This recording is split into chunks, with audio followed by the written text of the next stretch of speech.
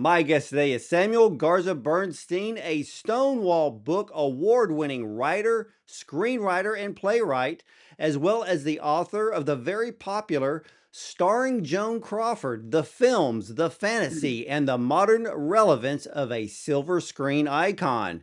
But his newest book, Cesar Romero, The Joker is Wild, is our discussion today. So let's welcome acclaimed author Samuel Garza Bernstein to the show. Welcome, Samuel. Thank you so much for having me. Absolutely. Well, I read through this incredible new book of yours, and what in the world interested you about doing a biography on the actor Cesar Romero's life? Well, I want to say my agent had the idea. So it was Lee Sobel's idea, and he came to me and he said, no one has ever done a biography of Cesar Romero. And I just thought that can't be possible. And it was not only possible, but quite true. And you know, I take I mean I like these things to be fun, and I like to write in a way that hopefully the reader finds fun, but I take it very seriously that this is someone's legacy, and he accomplished so many things. Of course, the Joker is what we all know him for, but there's so much more than that, and he's really sort of the history of 20th century entertainment. And the deeper that I delved into it, the more I became fascinated by his life. Well, it was funny because as I was reading through the book, and then I got to the section where, there's a lot of the photographs. And and then as I was reading it, I'm thinking, Caesar was an extremely private person. Yeah, And yeah.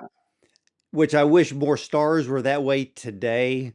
But after reading it, the same thought kept going through my mind. How in the world were you able to find elements of his life because of his because of he was of his privacy?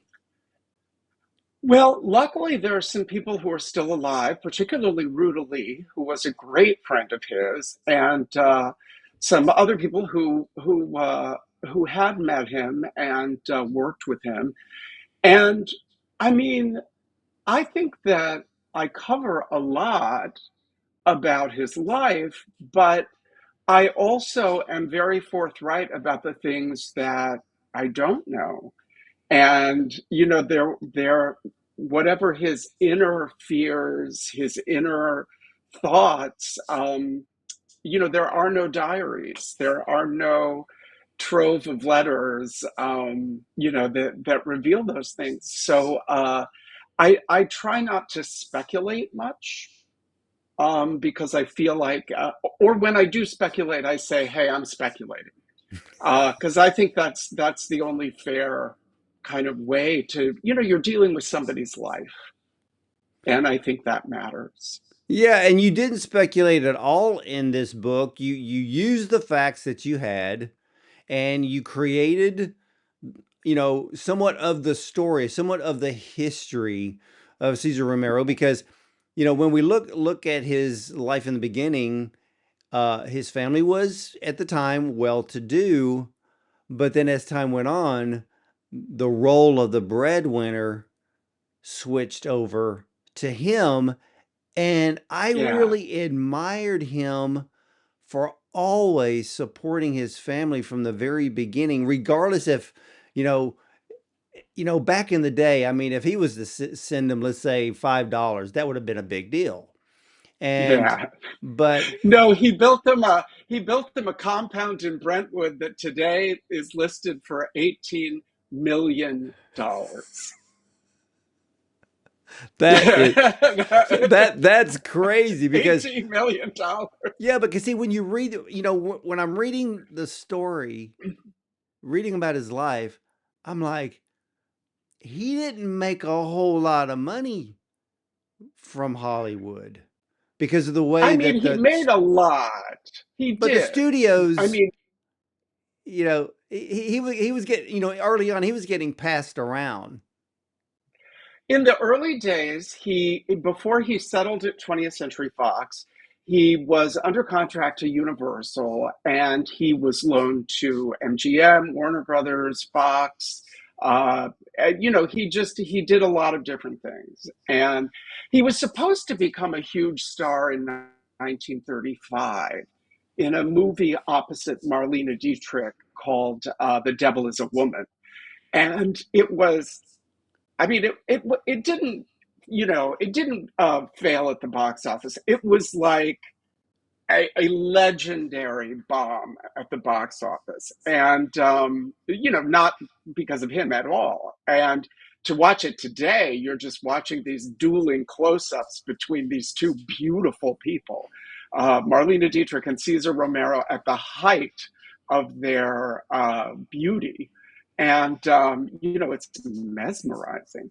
But I think that was a lucky thing that he didn't become, kind of the screen's newest Latin lover, and that was it.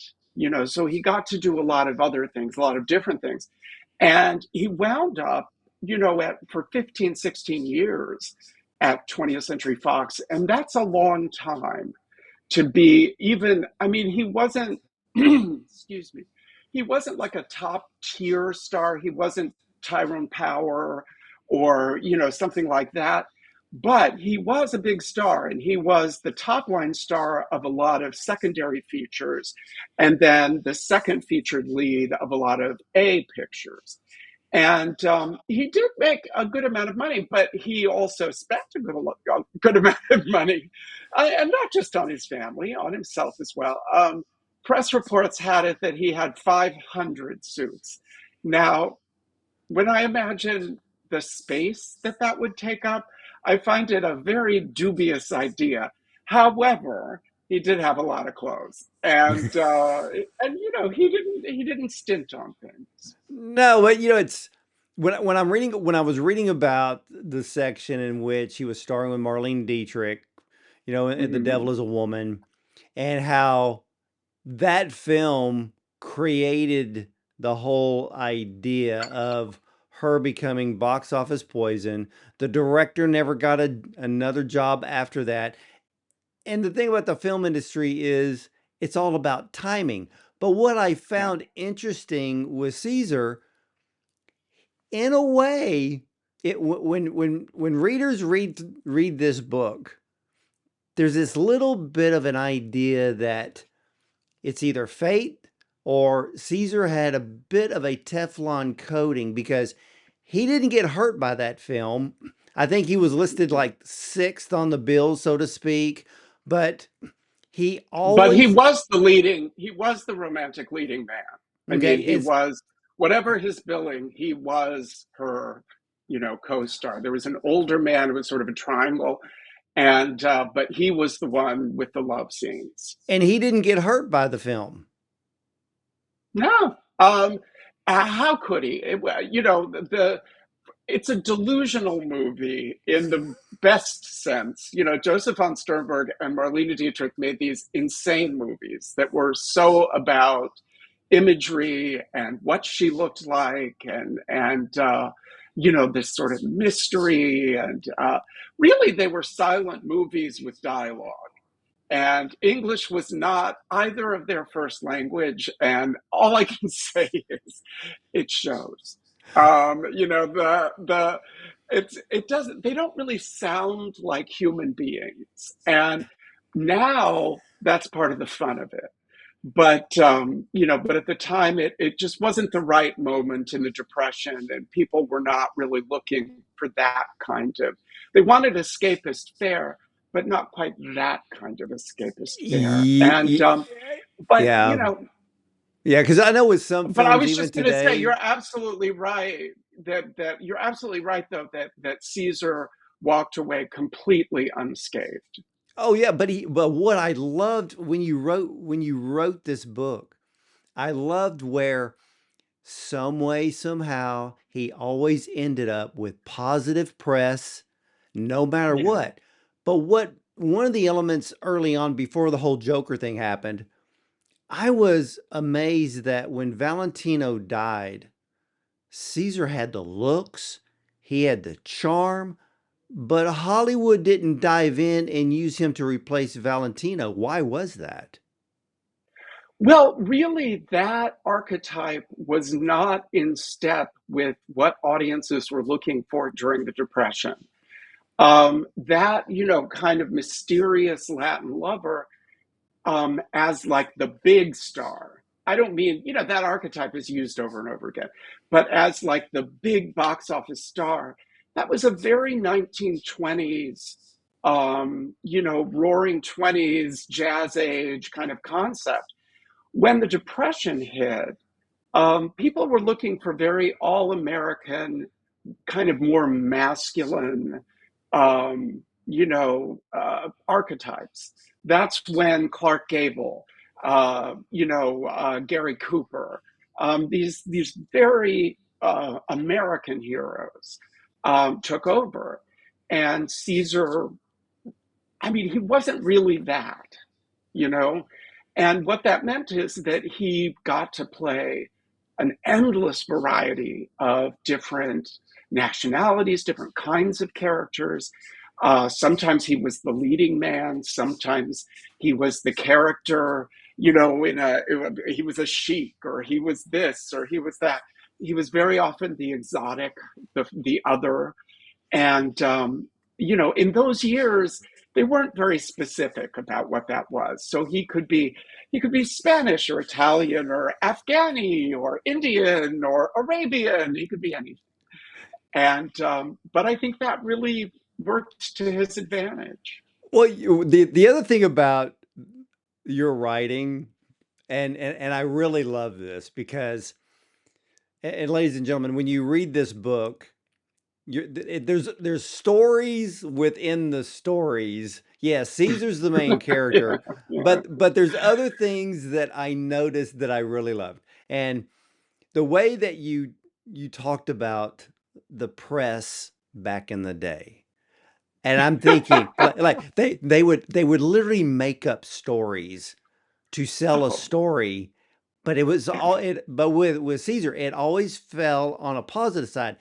He didn't care if they called him Spanish, Cuban, Arab, whatever, Italian. Mexican. Yeah, I mean, but the way that you wrote it and the way that they wrote those pieces back in the day, I was thinking it would be so great if people would still do that today because it just made reading the articles that much more fun. Because one day he's Spanish, the next day another article comes out and he's another nationality or he's Italian. And I was just like, yeah. why can't we just go back 60 years and have that kind of press?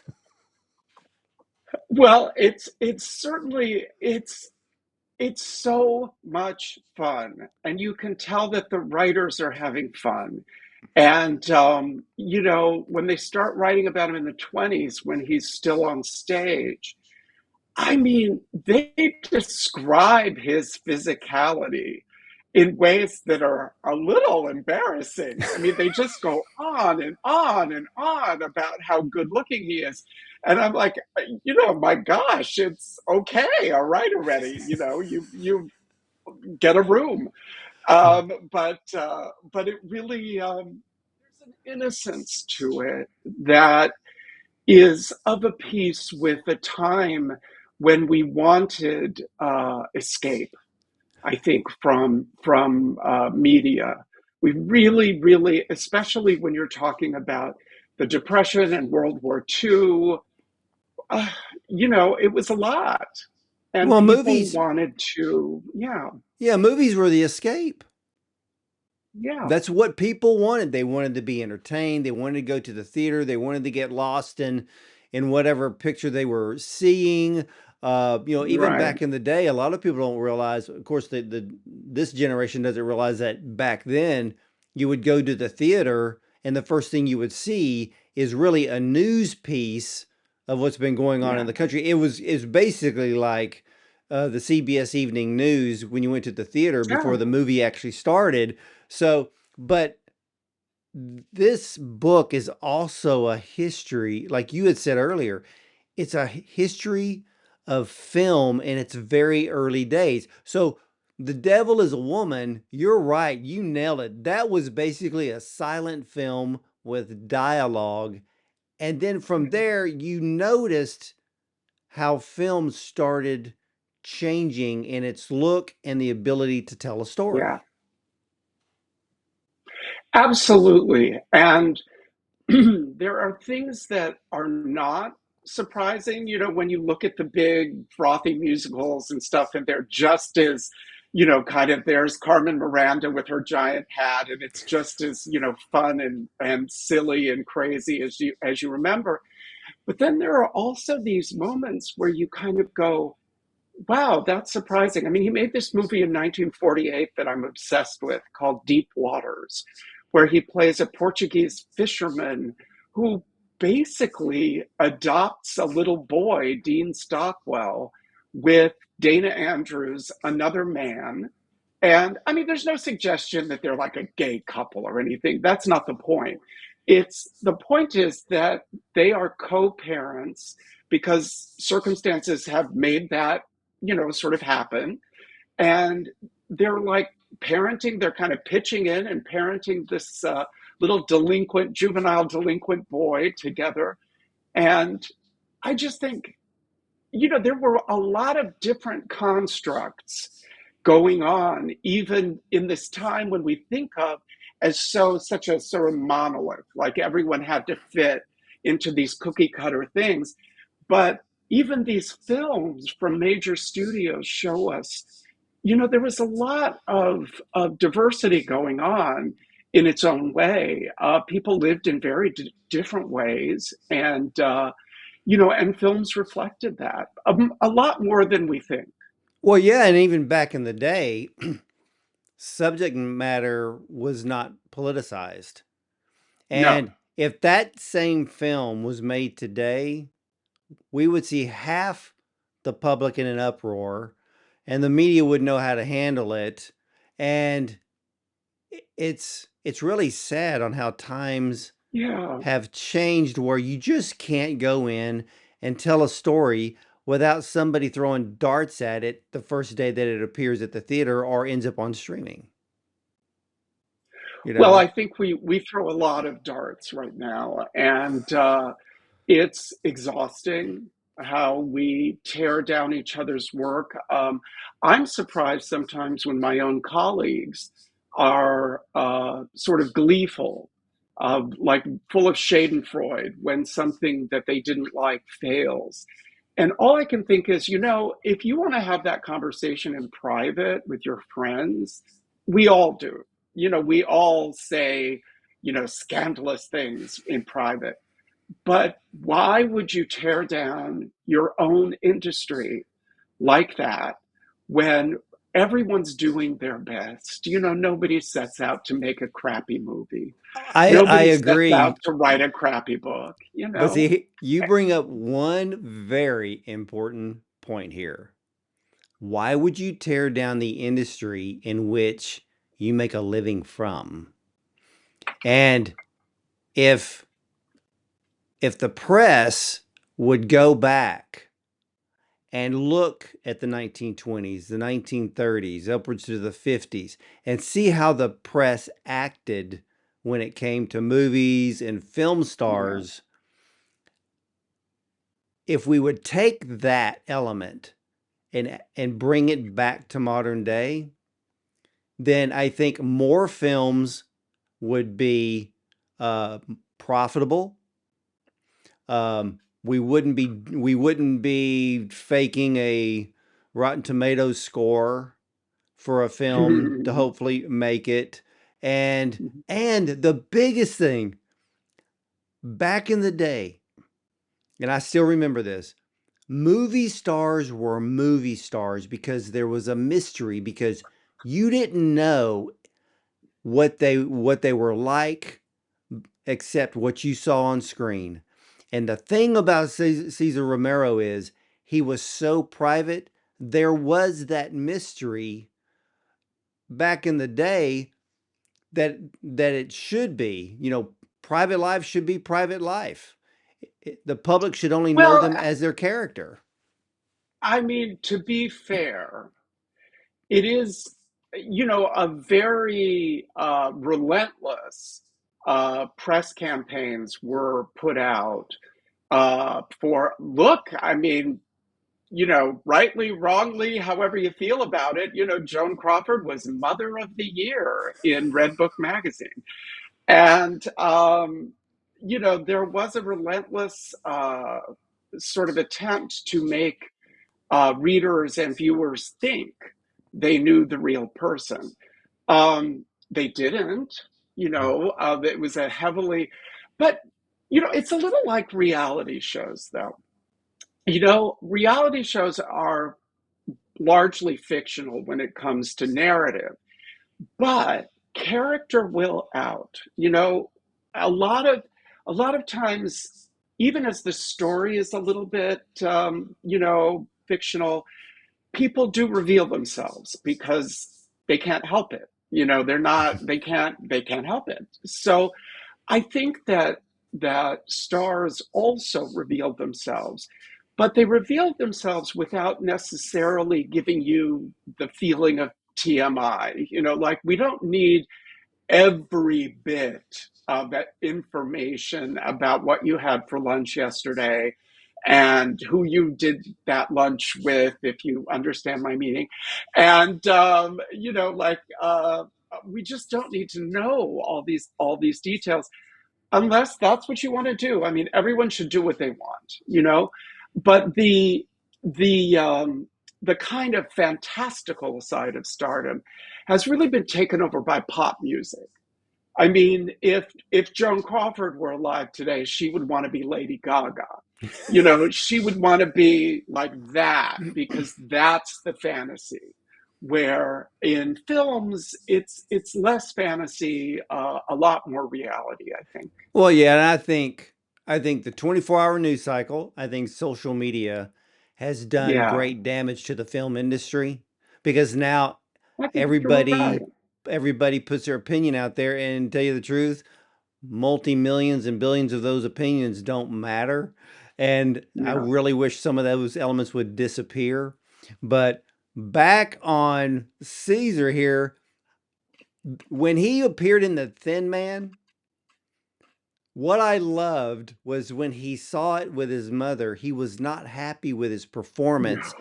I think No. that was that little kicker that he was like, okay, if I'm going to be on the silver screen, I want to do better than that. And Well, I I, saw that I think element he there. did. I think he did very well in that. I mean, I think that he was just self-conscious about it. Yeah, yeah. But I think what he learned how to do is to watch himself. He made one other movie, a very low budget independent movie before The Thin Man, which is almost unwatchable. It's a terrible movie, and he's terrible in it. I mean, he doesn't know what to do with himself. He's stiff. He's like looking around like, please, somebody throw me a lifeline. And but somehow in the 6 months or so between that and between doing The Thin Man, he really got it together. And he was able to project himself fully on screen. And, he was, what's her name? Mina Gomble, I think, the fluttery actress in The Thin Man that he was playing opposite. And he very wisely, she was just eating up the scenery. She was the first wife of the Thin Man. She was the first wife who had left him, and now she was married to this gigolo, Cesar Romero, and she was, just overwrought, and just, the performance was everywhere, and he really underplayed against her, and it was the right choice, and they kind of weirdly seem like a real couple instead of just these stock characters that make the narrative go forward. And so I think he was a little too harsh on himself. Yeah, but I think we all do that. Mm. And Yeah, of uh course. and of course, at that time, I can see why he would have done that. But one of the other elements that amazed me about Caesar was that prior to becoming the Joker on Batman in 1966, Mhm. how would you describe his career up to that point? Because I was shocked that he had already received 2 stars on the Hollywood Walk of Fame in 1960. To me, that's unheard of. Well, it's, he did one for television and one for film, and he worked all the time, all the time. I mean, it wasn't oh, he kept busy. Uh, I mean, the amount of times he was on television, sometimes he was on all three, or at the time there were actually four networks in the 50s. Sometimes he was on all four networks in one week. Like he just popped up everywhere. He had his own syndicated TV show called Passport to Danger, where it was kind of like little spy stories. And he did 50 some odd episodes of that. He was in big budget movies opposite John Wayne and Donovan's Reef, opposite. In my opinion, he kind of steals every scene on Ocean 11 away from the Rat Pack. He's young, he's vibrant, and he doesn't look hungover, which you can't just say is not so for the Rat Pack because they were hungover. They were drinking a lot in those days.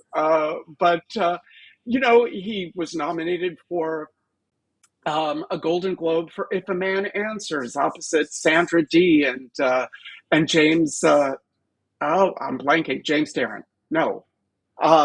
What's his name? Anyway, I'm trying Splish to I'm Splash. I trying was to taking a bath. I'm trying to remember who Yeah, won that because Caesar, his role, wasn't that the one that was listed as a comedy and comedies never win? yeah, kind of.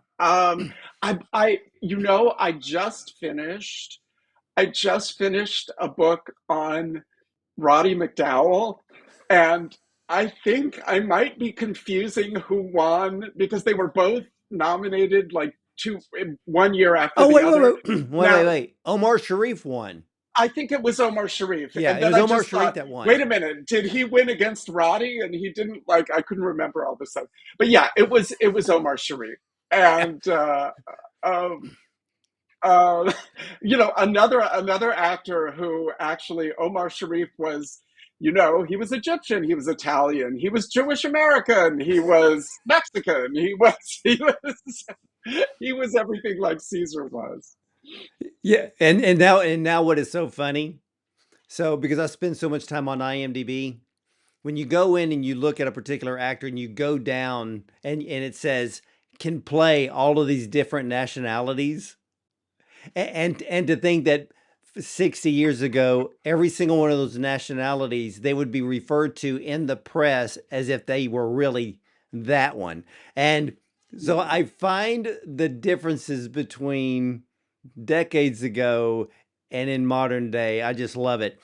But the other thing that really, and I just love this book, and I want everybody to read it because there's just so Thank much you. in it Thank with you. history. But, television itself really hit its stride in the late 1960s and into the 1970s. But many of the actors became stars, but many of them ended up being typecast in many cases. I mean, I still remember Bob Denver as Gilligan on Gilligan's Island, and he Yeah, never shook that persona. But Cesar yeah. Romero never became typecast even after playing the Joker. No, he didn't. I mean, look, he was often called upon to play, a slightly exotic foreign, lover.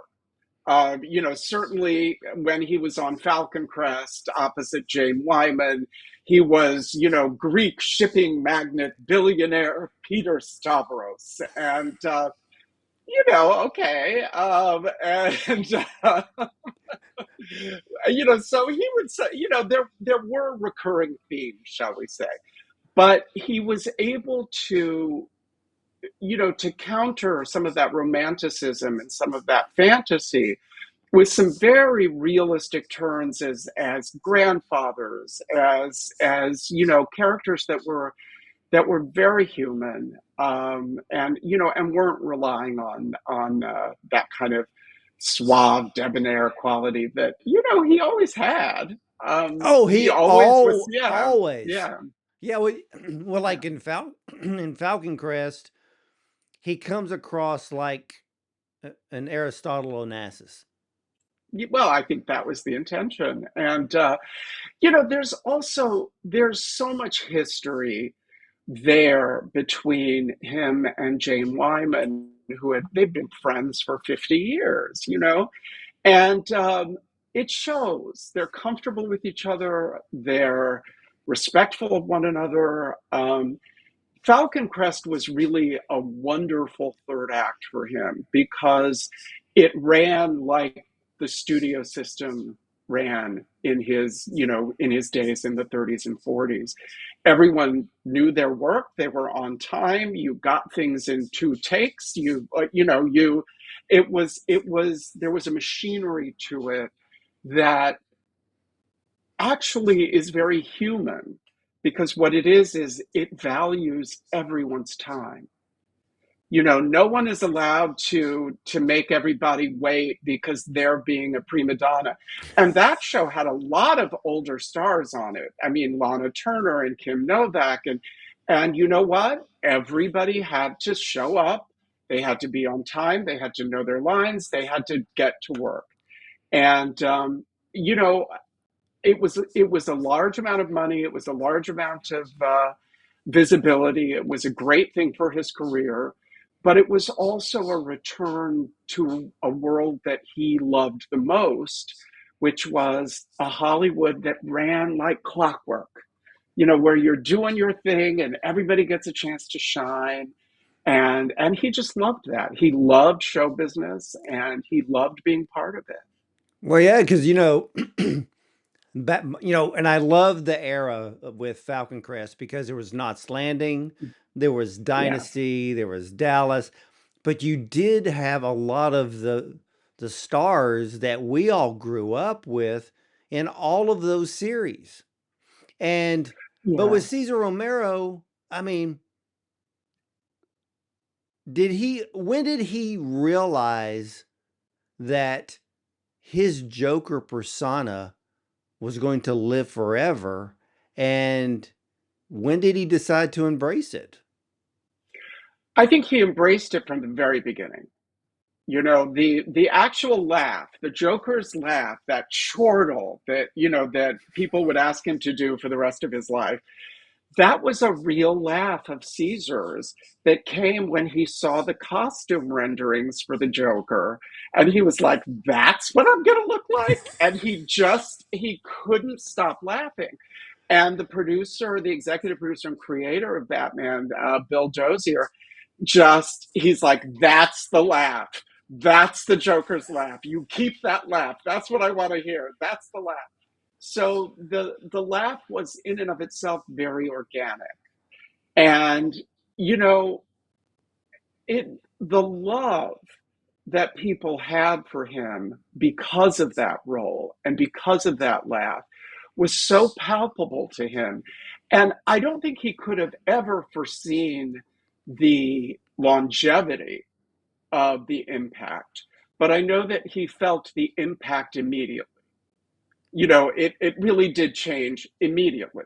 The minute he was in an airport, the minute he was in a grocery store, the minute he was anywhere, it it was a very different kind of visibility, with children, running up to him and tugging on his coat and asking him to do the laugh. And I think it's very interesting. Sometimes children, when it's a villain, they might be a little scared when they see them in real life. Margaret Hamilton, like, children would run screaming from her, for the rest of her life after The Wizard of Oz. But that was not the reaction for Cesar Romero. Children loved him and they loved the Joker. And they kids loved Batman beyond reason. I mean, it was the most exciting show on television. It was colorful, it was fast, it was bright, it was funny. And, even if they didn't get how campy it was, they got how joyful it was, I think. Well, yeah. And, Think about, so the Joker is a villain, but I love the way that in the book you explain how in the real comic book series the Joker was this sadistic, oh, yeah, evil kind of villain. But out of the three on the Batman series, you had Cesar Romero, Burgess Meredith, whoever played the Riddler, which I'm still trying to remember. I Frank never, Gorshin, yeah, I Frank never Gorshin liked, and Julie Newmar, yeah, as they say. Julie Newmar. But the thing is, it was the Joker that always put a smile on your face because the others came across as more of an evil type villain, especially the Penguin, the Riddler. Now there was more mystery with Catwoman, but the Yeah. Joker was always fun, but it was his laugh. And yes, we knew he was a bad guy, but we weren't scared of him. No, and actually Catwoman got a lot more fun in season 3 when she became Eartha Kitt. And Eartha and Caesar did an episode together, and oh my gosh, they had a blast together. They were eating that scenery like right and left, each one of them taking big bites out of it. It was fantastic. Well, I was surprised that he was listed as the third choice to play the Joker. Well, that's the part of Hollywood that I think sometimes people don't quite understand. It's very haphazard. There's a lot of moving parts going on at the same time. So they're trying to cast this thing. We're gonna this was just one memo. I mean, he was third choice on that memo.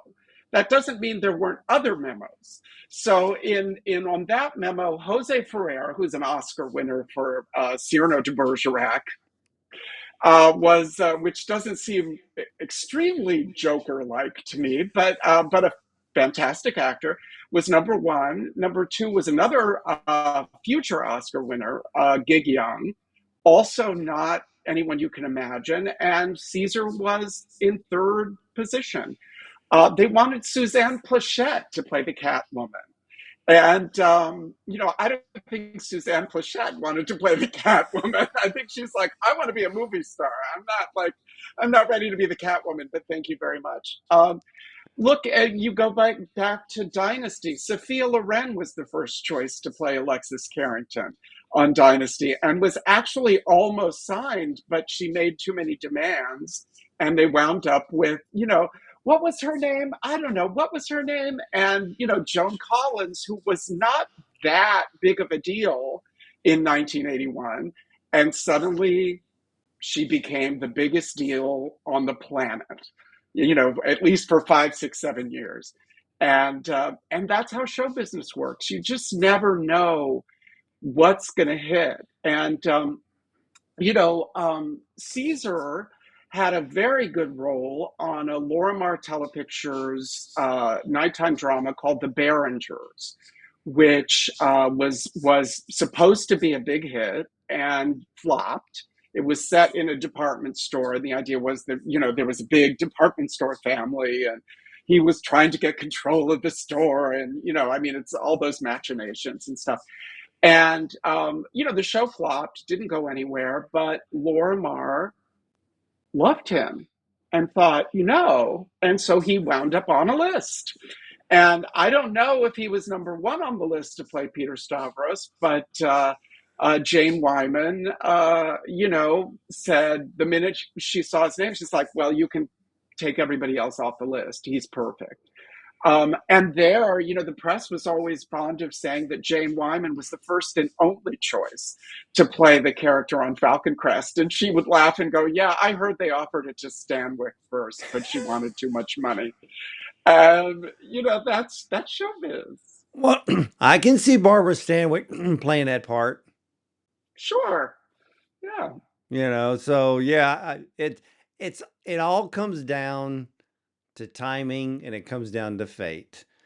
And you know, with Cesar Romero's Joker, and this is the most interesting thing about him playing the Joker. He made it more fun. They didn't want him being sadistic and super dark and evil. But as the No. decades rolled by, it was only Jack Nicholson's Joker that really was the spinoff from Cesar Romero's version of the Joker. But then after Jack, it got dark fast. Got super dark. That's the funny thing is that when Jack Nicholson came out, everybody was like, "Oh my God, it's so dark!" And then, of course, once you saw Heath Ledger and Joaquin Phoenix, it was like, "Yeah, no, Jack Nicholson was way closer to Caesar." And in the Batman fandom, there are, loyalties to all four of them.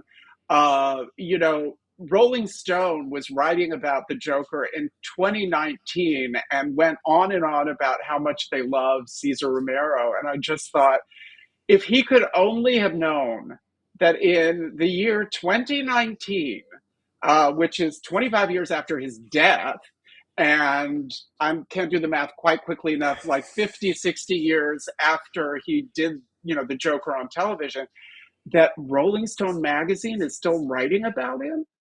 I think he would be thrilled, maybe a little perplexed, but also very thrilled. And everyone brings their own take to it. The Joker, as he exists now, is very much of our time. And, some may say sadly. I mean, sadly about our time, not about the Joker. uh, you know, uh, so, but things change and people, I mean, I think there's, in the animated versions of Batman, I think that there's kind of an undercurrent kind of move to get away from the extreme darkness and the origin stories and everything, because I think fans are getting a little bit, like, okay, I wasn't expecting Kafka. Yeah. Like I still wanted a superhero movie.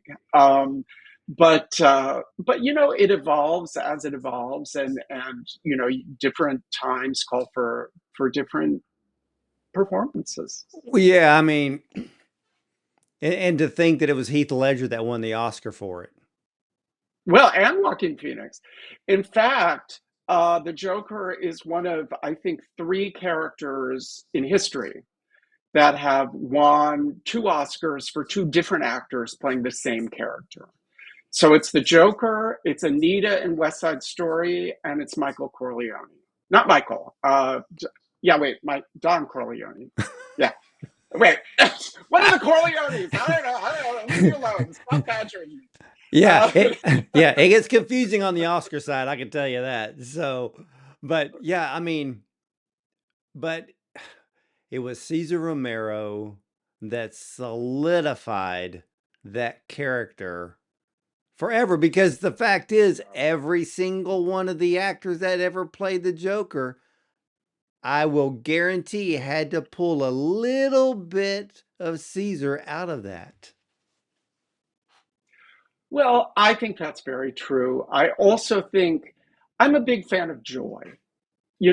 I even when it's a drama, even when I look for something, some feeling of being present and finding the joy in the moment. And I think what strikes me about Caesar's work throughout his career is that he always found the joy. He was always looking for the joy and he always found the joy. And he did that with the Joker, but he did that, earlier you spoke about how, he was Teflon. I think, yes, in a sense, but I think he was always looking for what is the silver lining. I don't want to take this event, like my contract being canceled at Fox in 1950, or, I don't want to take this event and just go, oh, what a tragedy. Let me look and find a silver lining, find a way forward that can be win-win for everyone involved. And I respect that. I respect that and I admire it. And it just makes me feel like I'm so happy that I'm the one who has written this, that can be on the record with Cesar Romero's life. I hope that if he is, I hope if there is some plane of existence where he knows about the book, that he would be happy with it. It is really a celebration of his life, and it's a celebration of his work as the Joker and all the other characters he played. And I like celebrating that. You wrote this, you wrote the biography of Cesar Romero with such respect, with such grace, and I commend you for that, because throughout this book, you don't make it a major focus, but it's that element that goes through his life, because he never came out publicly. No. He kept his orientation extremely private, and I always loved the way that he would answer people when they would say, "Hey, you ever going to get married?" Blah blah blah. But he did avoid the whispers, but other stars did not. Tyrone Power, Rock Hudson, Anthony Perkins, for example. But Caesar was able to keep all of that private. Well, he And was very discreet, and I think, and this is my own supposition when it comes to his relationship with Tyrone Power and perhaps others. I think he made it a point to be with people who had more to lose than he did. If you're with somebody who is, of a lower income level, a lower fame level, they may have, a reason to sell a story, or they may have a reason to, want to put attention on themselves. If he's hanging out with Tyrone Power, Tyrone Power has a lot more to lose than Cesar Romero. So, he doesn't have to fear anything there. I think one of the great strokes of good fortune for him is that the very thing that made him seem like such a man about town, in the press, was something that was organic and natural to him, which is that he was always dancing with a beautiful woman in a nightclub, picture after picture of him with Joan Crawford, with Loretta Young, with just over and over, the most beautiful women in Hollywood were dancing with Cesar Romero all the time. And he loved doing that. Now, the fact that it wasn't necessarily romantic didn't, that's not what was translating through all of those stories and all of those pictures. What you saw were two people who were very intimate as friends and who were having the best time ever. So, the idea that he might, be romantically involved with these women didn't seem far-fetched at all, because they seemed like a couple, just, not necessarily a sexual couple. And this wasn't an era of hyper sexuality anyway, so it wasn't like, missing that element did anything to dissuade readers about those stories. well, And yeah, so, and the thing one of the things that I laughed about in the book was when Joan Collins would call him up and said, "Escort me to the club tonight, but I'll be leaving with somebody else." well, Joan Crawford, not Joan Collins, Oh, but Yeah, Joan Crawford. yeah, I mean, yeah. yeah. I know. I do it too. I do it too. It's like the names are so close, and you're just like, it's very easy. But I just didn't want anybody who's listening to this to go, wait, Joan Collins? No, no, Wait, yeah, what? Joan Crawford was the Yeah, one, and it yeah, made Joan me Crawford. laugh when I read it. I may leave with someone else. Yeah, well, and ostensibly, maybe he was leaving with somebody else too, and good for them. You know, I don't. I think maybe one of the things that you respond to in the writing is that I do not feel that I need to pass judgment on anybody. Um, we all have foibles, and to act like, the fact that somebody had a sex life is somehow scandalous is absurd. Thankfully, we've gotten to a point in our cultural, discussion where discussing someone's orientation is no longer a scandal. And saying that Caesar was gay doesn't have to be something salacious, or it's just because it wasn't. Yeah, It wasn't. it wasn't, but but then what adds even more to the mystery was the so-called relationship he had with Carmen Miranda. Now, Mm. was there a daughter or was there not a Well, that daughter? comes out of left field, let me tell you. And it is a big shock when there is a lady who her name is Miranda Cunha, and she is, I think, very certain that she's the illegitimate daughter of Carmen Miranda and Cesar Romero. Now, whether there are DNA tests that can be done to reveal whether this is true or not is absolutely, beyond me. I have no way of judging whether or not this is true.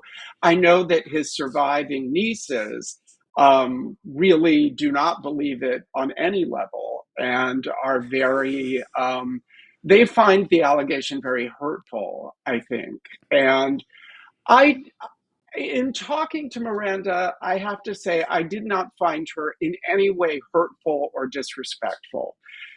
She's someone who's trying to figure out her own legacy. She was raised as Carmen Miranda's niece, and it turned out that apparently she wasn't her niece, but her illegitimate daughter. And whether or not, I, as my husband says, well, if you're a gay guy and you're going to sleep with a woman, why wouldn't it be Carmen Miranda? But and I do think there's something kind of funny about that. But you know, I don't think that if he is or if he isn't, that changes absolutely anything Mm-mm. about who this man was or what he accomplished. Our personal lives can get complicated.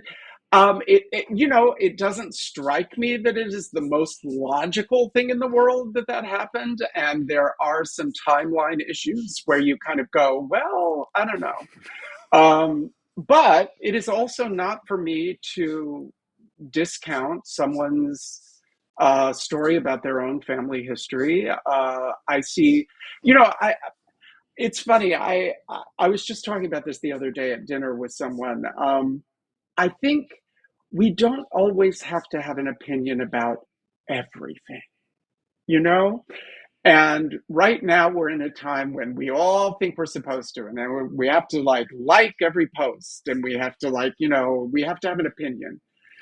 I don't actually have an opinion about whether that is true or not because I have no information that is factual for me to look at. Um, I'm like that. I can't. Yeah. Yeah. So I, why? And I don't think that I need to tear apart anybody for saying something that I can't prove or disprove. yeah.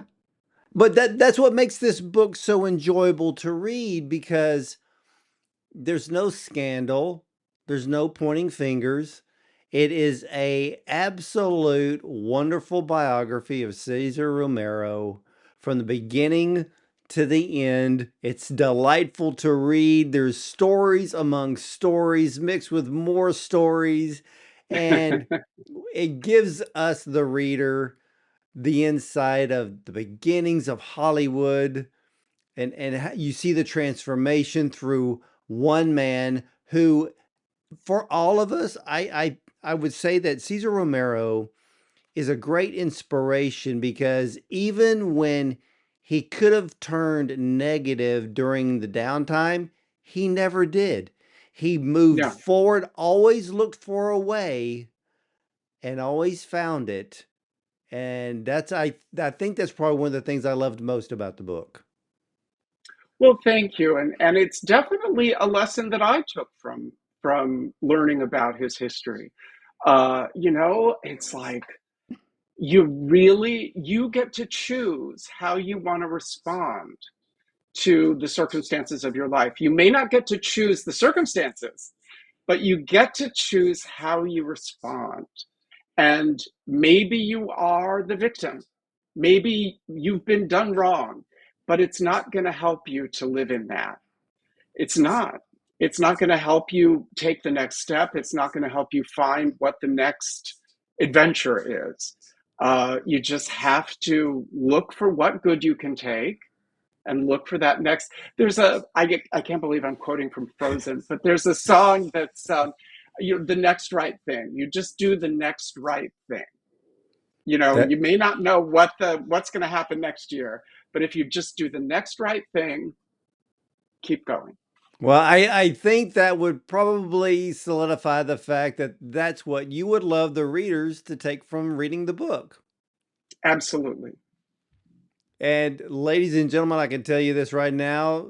Cesar Romero, The Joker is Wild, is available on Amazon right now as a hardbound book, as well as if you are a Kindle reader like me, and also available at Barnes and Noble. And again, Samuel Garza Bernstein's newest book, Cesar Romero, The Joker is Wild. You've got to check it out. And if you are a film buff like me, this is a fantastic read, and it is written like a biography should be written. You see the mystery, you see the life, you see some of the private parts of his life, but they're not overblown like today's media, and it's not clickbait. It is the most wonderful read of history, and it makes you remember the wonderful golden years of Hollywood. And Samuel, I want to thank you so much for sharing some of the insights of your book with me today. Thank you. And just real quick, I want to say September 3rd, I'll be at the Grove in Los Angeles. August 29th, I'm at East End Books. Oh, no, no, no. August 29th, I'm at the Bradley Beach Historical Society, where they're having Joker Week and a parade. On August 27th, I'm at East End Books in Boston. On August 25th, I'm at East End Books in Provincetown, and some other dates to come. Hey, and I guess you'll be doing book signings at all of those places? Yep. Book signings, Q&As, and there's, and a little presentation. Well, I love the book cover, by the way. I love it. Thank you. And It's a wonderful French artist named Flora McCann, and I just think it's the most beautiful design. oh, it's fantastic. And ladies and gentlemen, if you haven't noticed, I wore this tie in honor of Cesar Romero today, and for Samuel, because you got to match The that pink, yes. wonderful look of the Joker. And there it is. And again, ladies and gentlemen, Cesar Romero, The Joker is Wild, available right now on Amazon and at Barnes and Noble, and where fine books are sold. And for all of you, I want to thank you for watching and listening. And you can catch all of the Bond on Cinema interviews at bondoncinema.com. Check out our Prime show, our YouTube channel, and you can listen to us on your way to work with Spotify, iTunes, and Audible, and more. And you're either going to see me at the movies or from the red carpet.